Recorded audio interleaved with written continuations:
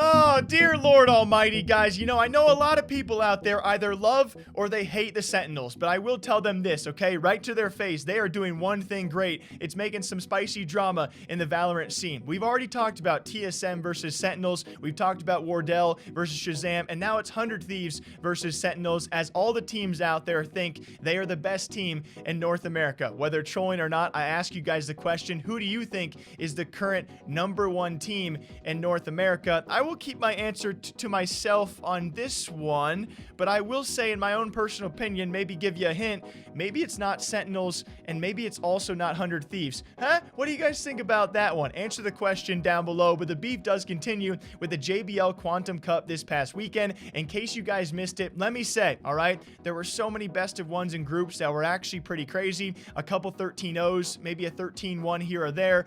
Ninja's team, known as Time In. The team name is Time In.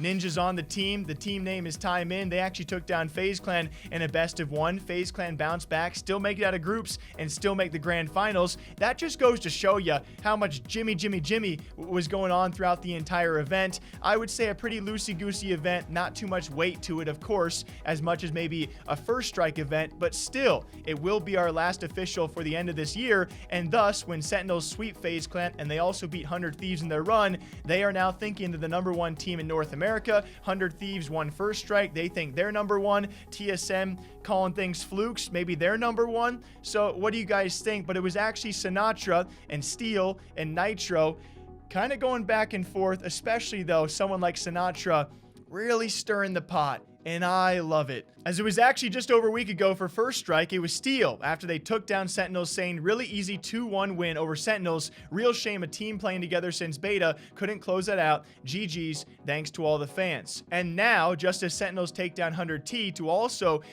make it to the grand finals and make it out of semis, which they beat 100 Thieves in, it was Sinatraa joking and mimicking that Steel tweet, saying really easy 2-1 win over 100T. Real shame a team with 40 plus years of FPS gaming experience couldn't close that major out. GG's, thanks to all the fans. And then we got both sides still saying they're the best in the region, they're the best in North America, they're the #1 team in the entire world. And I'm sitting here thinking, you guys are all so great.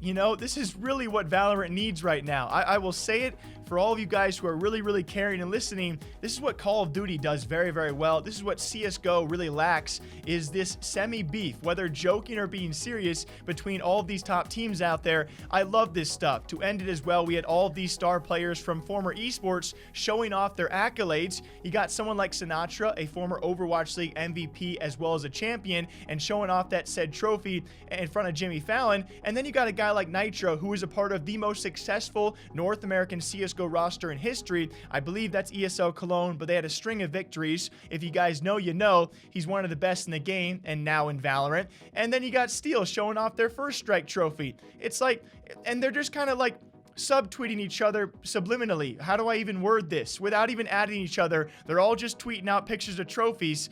And I will say this, all right? I get called a 100 Thieves fanboy a lot. I understand it. I deserve that, guys.